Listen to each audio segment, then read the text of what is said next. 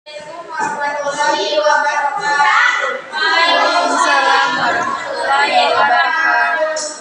Sebelumnya ingin memperkenalkan diri, saya Lisawati. Itu gurunya tuh presentasikan pengetahuan kritik dan desain. Untuk yang pertama, pengertian sisi akan disampaikan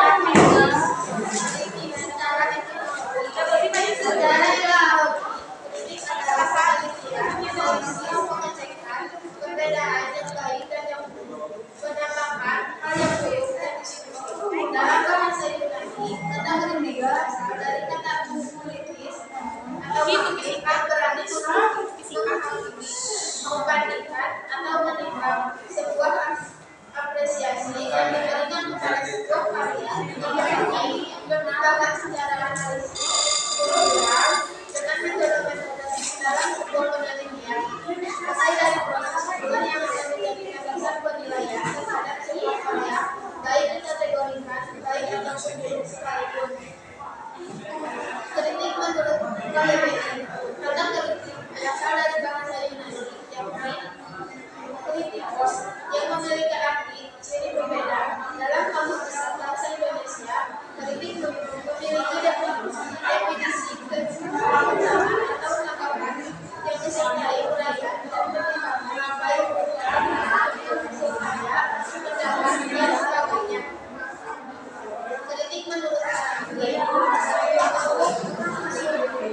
sudah mati adalah komentar atau ulasan yang bersifat normatif dan representatif dan faktual dengan tujuan refleksi. Menurut pandangan Hegelian, menurut Hegelian kritik merupakan kegiatan refleksif diri atas kesalahan dan halangan pembentukan diri dari peristiwa yang salah. Jika kritik menurut pandangan Marxian, kritik adalah sebuah metode untuk mengubah keadaan masyarakat menuju ke dalam kebenaran. Yang selanjutnya ada pengertian esai yang akan dibacakan oleh Esai menurut etimologi adalah secara etimologi, kata esai berasal dari kata Perancis yang diadopsi dari kata berarti mencoba, sedangkan dalam bahasa Inggris esai memiliki arti upaya atau percobaan. Esai menurut KBBI, esai karangan prosa yang membahas suatu masalah secara sepintas berdasarkan sudut pandang penulisnya. Tiga, esai menurut Galahani. Menurut A.B. Yasin, sang paus sastra, esai adalah pelayan yang membicarakan bermacam ragam, tidak tersusun secara teratur, tetapi bertitik dari bermacam jalan pikiran. Dalam esai dari keinginan sikap terhadap soal yang dibicarakan, kadang-kadang terhadap soal yang dibicarakan. Pengertian esai sebagai karangan yang sedang panjangnya yang membahas persoalan secara mudah yang bisa selalu dalam bentuk prosa. Esai adalah sebagai karangan pendek mengenai suatu masalah yang kebutuhan menarik perhatian untuk diselidiki dan dibahas. Pengarang mengungkapkan pendiriannya, pikirannya, cita-citanya, dan sikapnya terhadap suatu persoalan yang diajukan. Selanjutnya ada contoh soal yang akan dibahas oleh saya sendiri. Yang pertama, apa pengertian esai menurut KBBI? A. Esai adalah karangan prosa yang membahas suatu masalah secara sepintas berdasarkan sudut pandang penulisnya. B. Esai adalah penelitian, analisis, pengecekan perbedaan yang baik dan yang buruk, menambahkan hal yang dan diskusi. C. Esai adalah keterangan atau tanggapan yang disertai uraian dan pertimbangan baik buruk terhadap suatu hasil karya, pendapat dan sebagainya. D. Esai adalah suatu uraian atau karangan pendek yang membahas mengenai permasalahan yang menarik perhatian untuk dipelajari atau diselidiki. Jawaban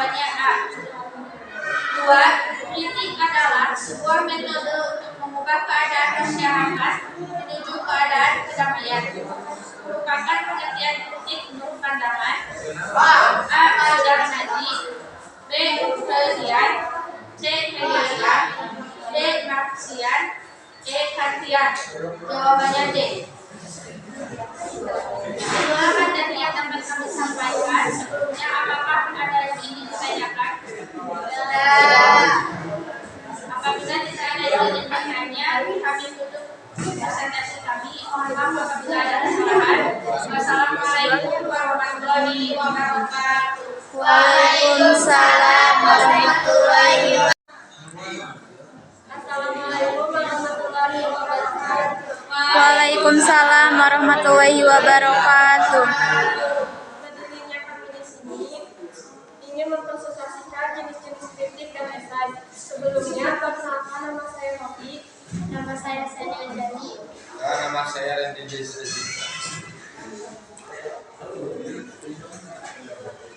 Jenis-jenis kritik berdasarkan bentuk. A. Kritik teoretik. Kritik sastra yang bekerja atas dasar prinsip-prinsip umum. B. Kritik terapan, merupakan diskusi karya sastra tertentu dan penulisannya berdasarkan penerapannya. Kritik judisial, kritik sastra yang berusaha menganalisis dan menerapkan efek-efek karya sastra. B. Kritik induktif, kritik sastra yang menguraikan bagian-bagian karya sastra. C. Kritik impresionistik, kritik sastra yang berusaha menggambarkan dengan kata-kata dan sifat. Jenis-jenis kritik berdasarkan orientasi. 1. Kritik mimetik. Kritik yang bertolak pada pandangan bahwa karya sastra merupakan tiruan atau penggambaran dunia dan kehidupan manusia. B. Kritik pragmatik. Kritik yang disusun berdasarkan pandangan bahwa sebuah karya sastra disusun untuk mencapai efek tertentu kepada manusia. C. Kritik ekspresif. Kritik yang menekankan kepada kebolehan penulis dalam mengekspresikan atau mencerahkan idenya ke dalam objek sastra. D. Kritik obsesif. Kritik sastra yang menggunakan pendekatan bahwa suatu karya sastra adalah karya yang mandiri. Jenis-jenis esai. 1. Esai deskriptif. Esai jenis ini dapat menulis objek atau subjek apa saja yang dapat menarik perhatian pengarang. 2. Esai tajuk. Esai jenis ini dapat dilihat di surat kabar atau majalah. 3. Esai cuplikan. Watak esai ini memperolehkan penulis membeberkan beberapa segi dari kehidupan individual seorang kepada pembaca. 4. Esai pribadi. Esai ini hampir sama dengan esai cuplikan. Akan tetapi esai pribadi ditulis oleh sendiri. Pribadi tersebut tentang dirinya sendiri. Esai reflektif. Esai reflektif ditulis secara formal dengan nada baca serius. 6. Esai kritik. Dalam esai ini penulis memusatkan diri pada uraian tentang seni, misalnya lukisan, tarian, pahat, patung, teater, dan kesusastraan.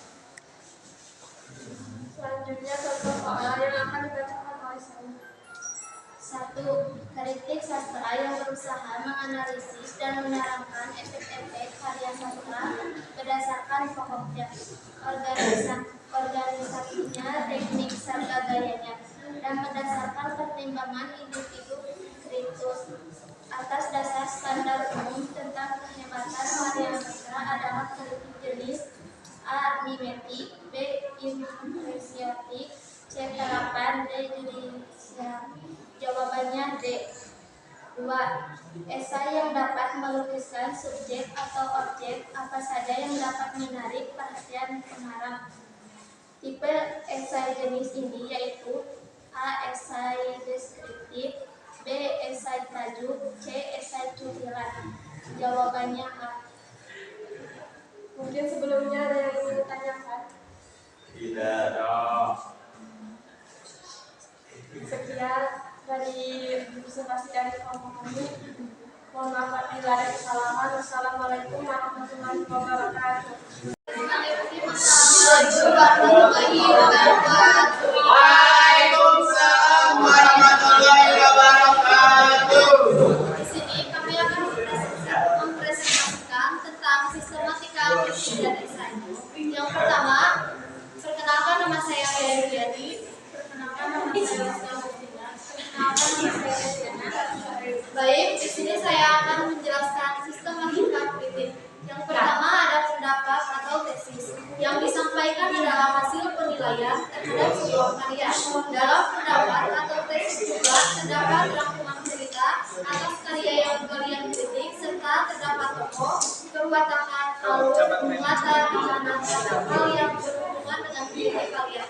Yang kedua ada argumen yang disajikan berupa data-data objektif dalam karya serta alasan yang logis. Di dalamnya juga terdapat poin-poin yang akan dibahas dalam kritik.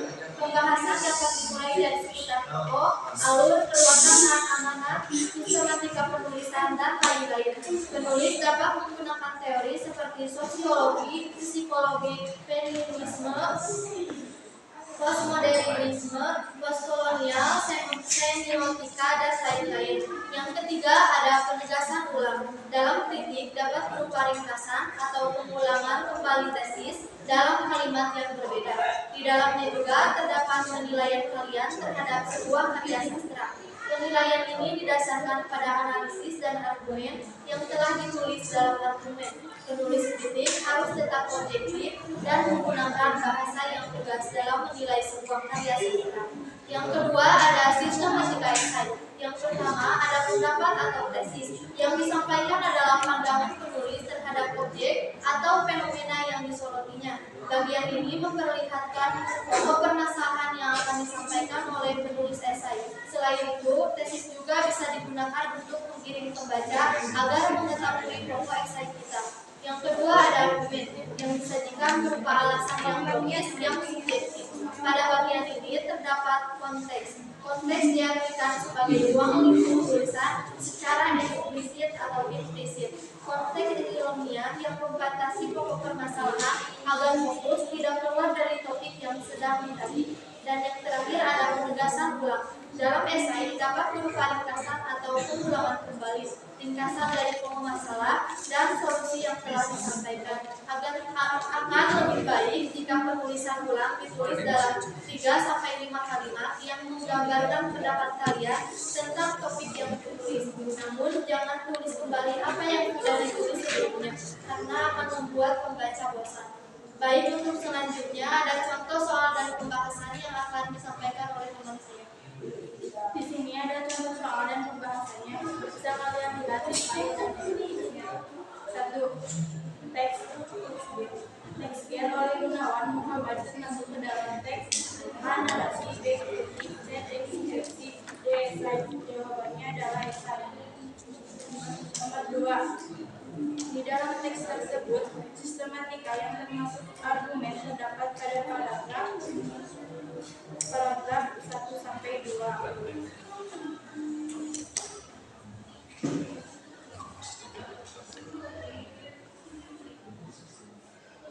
Nomor 3. Perhatikan kutipan puisi tersebut secara kaya. Umbo Karno, Akulah Satria Pengumpul bangsa, satu wilayah kerajaan Alengka di bawah kekuasaan Prabu dan Indra Buka, Abahku Raja berilmu Pancasona. Meskipun wujudku Gandarwa, menerima wujud punya budi dan pada setiap cobaan hidup sedumuk padbuk sanyari bumi. Karya Linus Suryadi dikutip dari Suminto A. Sayuti. Perkenalan dengan puisi Yogyakarta, Gama Media 2010. Kalimat esai yang sesuai dengan kutipan puisi tersebut adalah D. Diksa dalam puisi Tanah Air karya Linus sulit dipahami pembaca. Selanjutnya, contoh soal walhasil akhirnya selalu harus ada kesadaran akan batas tafsir, akan selalu ada yang tak akan terulang, dan bersama itu akan selalu ada botham program yang terancam kekacauan dan keamnuan. Itu sebabnya dalam The Dark Knight Rises, Inspektur Gordon tetap mau menjaga misteri Batman. Dia pun mengkabarkan Bruce Wayne sudah mati. Dengan demikian, bahkan penjahat yang cerdik sekalipun tak akan bisa melukai tahu. Teks tersebut dalam sistematika esai termasuk bagian A. Argumentasi, B. Penegasan ulang, C. Pernyataan pendapat, D. Orientasi. Jawabannya adalah B, karena kutipan teks di atas merupakan paragraf penegasan ulang pada sebuah esai. Selanjutnya, sebuah novel yang juga masih memendam semangat eksperimen berbeda dengan Cantik Itu Luka yang mengandalkan kekuatan narasi yang seperti lepas kendali dan deras menerjang apa saja. Lelaki Harimau memperlihatkan penguasaan diri narator yang ingin terkendali, penuh pertimbangan dan kehati-hatian. Teks kritik sastra tersebut termasuk dalam sistematika kritik merupakan bagian A. Pernyataan pendapat, B. Argumentasi, C. Penegasan ulang, D. Kaidah kebahasaan. Jawabannya adalah A. Pernyataan pendapat, karena kutipan teks tersebut termasuk ke dalam bagian pernyataan pendapat dalam sistematika kritik sastra. Dicukupkan sekian presentasi dari kami. Mohon maaf bila ada kesalahan. Wassalamualaikum warahmatullahi wabarakatuh. Waalaikumsalam. Assalamualaikum warahmatullahi wabarakatuh. Waalaikumsalam.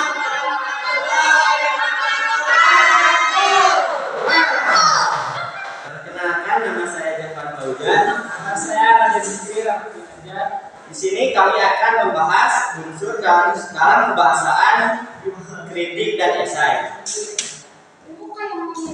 Berikut ini beberapa kaidah pembahasan kritik.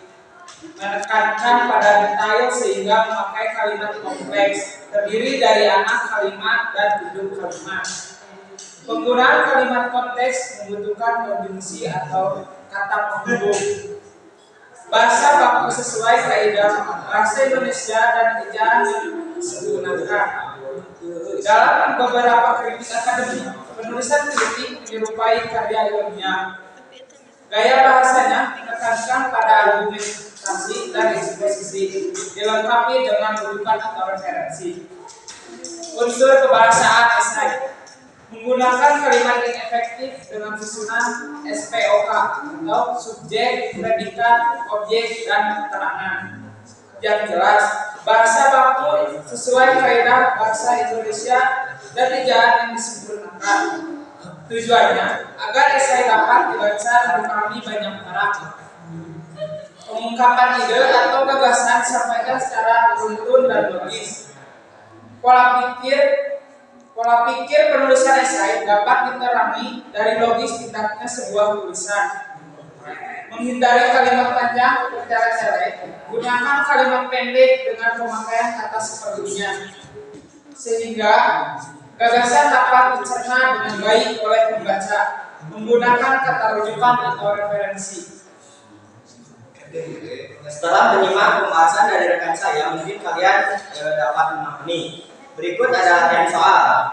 Yang pertama, hal yang perlu menjadi perhatian dalam hal menulis sebuah kritik sastra adalah yang A. Pendidikan dari target audiens, B. Analisis sebuah karya sastra, C. Mengutamakan aspek dalam teks, D. Analisa cabang ilmu.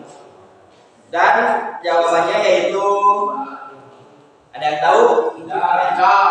Apa?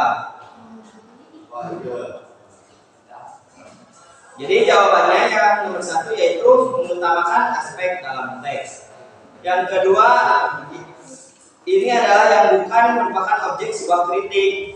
Yang pilihan nomor A, struktur kata, B. Teknik menulis, C. Latar belakang sang penulis, D. Gambar objek. Maaf. Ada yang tahu? Untuk jawabannya yaitu C. Latar belakang sang penulis. Yang nomor 3, berikut ini adalah hal yang tidak perlu menjadi perhatian saat menulis sebuah esai, ialah pilihan A. Mementingkan pandangan penulis esai, B. Berisi renungan serta argumentasi, C. Fakta dan data akurat, D. Berisi satire. Yang nomor 3 jawabannya yaitu C, fakta dan akurat. Mungkin sekian presentasi dari kelompok kami. Mohon maaf jika ada kesalahan. Wabillahi taufiq wal hidayah. Wassalamualaikum warahmatullahi wabarakatuh. Bismillahirrahmanirrahim. Assalamualaikum warahmatullahi wabarakatuh. Waalaikumsalam warahmatullahi wabarakatuh.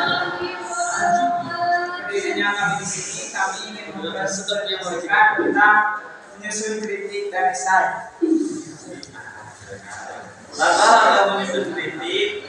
1. Menentukan tema atau topik yang akan ditulis atau dikritik. Yang kedua, mengumpulkan bahan-bahan dan referensi pendukung. Yang ketiga, mengidentifikasi unsur-unsur yang mendukung dan kontra. Yang keempat, memilih unsur-unsur yang dapat mendukung tema. Yang kelima, memulai untuk menulis kritik. Yang keenam, membaca dan melakukan pengeditan ulang untuk revisi. Langkah-langkah menyusun esai. Menyusun topik, buatlah rangka atau garis besar esai. Yang ketiga, tulis poin penting dengan beberapa subtopik. Yang keempat, tulis dalam kalimat yang singkat, jelas dan rinci. Yang kelima, gunakan gaya penulisan untuk menarik perhatian pembaca. Yang keenam, menuliskan kesimpulan di bagian akhir esai. Jangan lupa tuliskan kesimpulan dari yang dibahas. Yang ketujuh, lakukan pemeriksaan ulang tulisan. Baik, di sini saya akan memberikan soal. Yang pertama, langkah pertama untuk menyusun sebuah kritik adalah A. Menentukan tema atau topik, B. Memunculkan bahan-bahan, C. Mengidentifikasi unsur-unsur, D. Membaca dan melakukan pengeditan. Isinya adalah A. Menentukan tema atau topik. 2. Setelah menentukan topik dan membuat kerangka, langkah selanjutnya untuk menyusun sebuah esai adalah A. Mengumpulkan bahan, B. Menentukan tema, C. Memilih unsur, D. Menulis poin penting subtopik. Isinya adalah D. Menulis poin penting subtopik. Berikutnya, untuk mengecek sebuah kritik bisa dilakukan dengan cara A. Menulis kembali, B. Memilih unsur-unsur, C. Membaca dan melakukan pengeditan ulang, D. Menulis simpulan. Isinya C. Membaca dan melakukan pengeditan ulang. Sekian presentasi dari kami. Assalamualaikum warahmatullahi wabarakatuh. Waalaikumsalam warahmatullahi wabarakatuh. Assalamualaikum warahmatullahi wabarakatuh. Waalaikumsalam warahmatullahi wabarakatuh. Sebelumnya perkenalkan nama saya Hayatulisa Sri Handayani. Di sini kami akan membahas kesimpulan kritik dan esai. Yang pertama, ada pengertian kritik dan esai. Yang kedua, jenis kritik dan esai. Yang ketiga, sistematika kritik dan esai. Yang keempat, unsur kebahasaan kritik dan esai. Dan yang kelima, menyusun kritik dan esai. Pengertian kritik. Kritik secara umum adalah suatu tanggapan atau kata-kata ditujukan kepada seseorang dengan tujuan memberikan pemahaman lebih lanjut tentang suatu hal atau untuk memperbaiki kesalahan yang dilakukan. Sedangkan pengertian kritik secara etimologi adalah penelitian, analisis, pengecekan, pembedaan yang baik dan yang buruk, menampakkan hal yang buruk dan diskusi. Kemudian pengertian kritik menurut KBBI adalah ucapan atau tanggapan yang disertai uraian dan pertimbangan baik buruk terhadap suatu hasil karya, pendapat, dan sebagainya. Kemudian pengertian esai. Esai secara umum adalah sebagai karangan singkat yang membahas suatu masalah dari sudut pandang pribadi pembaca. Sedangkan esai menurut etimologi adalah berasal dari verba Prancis yang diadopsi dari kata essayeur, berarti mencoba. Sedangkan dalam bahasa Inggris, esai memiliki arti upaya atau percobaan. Kemudian pengertian esai menurut KBBI adalah karangan prosa yang membahas suatu masalah secara sepintas berdasarkan sudut pandang penulisnya. jenis kritik terbagi menjadi 3, yaitu jenis-jenis kritik berdasarkan bentuk, berdasarkan pelaksanaan, dan berdasarkan orientasi. Jenis-jenis kritik berdasarkan bentuk, yang pertama ada kritik teoritis, dan yang kedua ada kritik terapan. Selanjutnya, jenis-jenis kritik berdasarkan pelaksanaan. Yang pertama ada kritik yudisial, yang kedua kritik induktif, dan yang ketiga kritik inversionistik. Yang ketiga ada jenis-jenis kritik berdasarkan orientasi. Yang pertama ada kritik mimetik, kemudian ada kritik pragmatik, kemudian kritik ekspresif, dan kritik objektif. Selanjutnya jenis-jenis esai. Yang pertama esai deskriptif, yang kedua esai sajú, yang ketiga esai jubilan, yang keempat esai pribadi, yang kelima esai reflektif, yang keenam esai kritik. Sistematika kritik dan esai. Sistematika kritik. Yang pertama ada pendapat atau tesis yang disampaikan adalah hasil penelitian terhadap sebuah karya. Dalam pendapat atau tesis juga terdapat argumen cerita atas karya yang kalian telisik serta terdapat tokoh, perwatakan, alur, latar, amanat, atau hal lain yang berhubungan dengan seni karya. Yang kedua ada argumen yang disajikan berupa data-data objektif dalam karya serta alasan yang logis. Di dalamnya juga terdapat poin-poin yang akan dibahas dalam kritik. Pembahasan dapat dimulai dari seputar tokoh, alur, perwatakan, amanat, sistematika penulisan, dan lain sebagainya. Penulis dapat menggunakan teori sosiologi, psikologi, feminisme, postmodernisme, postkolonial, semiotika, dan lain sebagainya. Yang ketiga, penegasan ulang. Dalam kritik dapat berupa ringkasan atau pengulangan kembali tesis dalam kalimat yang berbeda. Di dalamnya juga terdapat penilaian kalian terhadap sebuah karya sastra. Penilaian ini didasarkan pada analisis dan argumen yang telah ditulis dalam argumen. Penulis kritik harus tetap objektif dan menggunakan bahasa yang lugas dalam menilai sebuah karya sastra. Kemudian sistematika esai. Yang pertama, pendapat atau tesis yang disampaikannya adalah pandangan penulis terhadap objek atau fenomena yang disorotnya. Bagian ini memperlihatkan pokok permasalahan yang akan disampaikan oleh penulis esai. Selain itu, tesis juga bisa digunakan untuk mengiring pembaca agar mengetahui pokok esai kita. Yang kedua, argumen yang disajikan berupa alasan yang logis yang subjektif. Pada bagian ini terdapat konteks. Konteks diartikan sebagai ruang lingkup tulisan secara eksplisit atau implisit. Konteks ini yang membatasi pokok permasalahan agar fokus tidak keluar dari topik yang sedang dikaji. Yang ketiga ada penegasan ulang. Dalam esai dapat berupa ringkasan atau pengulangan kembali. Ringkasan dari pokok masalah dan solusi yang telah disampaikan akan lebih baik jika penegasan ulang ditulis dalam 3-5 kalimat yang menggambarkan pendapat kalian tentang topik yang ditulis. Namun jangan tulis kembali apabila yang sudah ditulis sebelumnya karena akan membuat pembaca bosan. Selanjutnya ada kaidah perbahasaan kritik. Yang pertama, memiliki sifat objektif. Yang kedua, menilai kelebihan dan kekurangan karya. Yang ketiga, menyampaikan isi karya secara singkat atau sinopsis. Yang keempat, membahas karya sastra menggunakan teori. Kemudian ada kaidah perbahasaan esai. Yang pertama, menggunakan kalimat yang efektif dengan susunan SPOK atau subjek, predikat, objek, dan keterangan yang jelas. Yang kedua, bahasa baku sesuai kaidah bahasa Indonesia dan ejaan yang disempurnakan. Yang ketiga, pengungkapan ide atau gagasan disampaikan secara runtun dan logis. Yang keempat, menghindari kalimat panjang